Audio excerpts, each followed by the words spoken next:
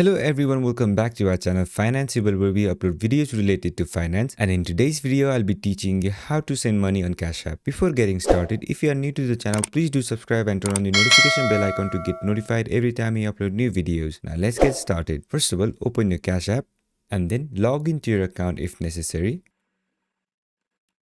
After you log into your account, you'll get to this home page. Now once you're on this home page, all you have to do is type in the amount that you want to send and then tap on this pay button.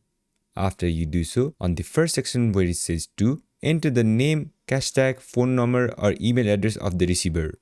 After that, you can also write a note for the receiver. All you have to do is tap on this box and then enter your note.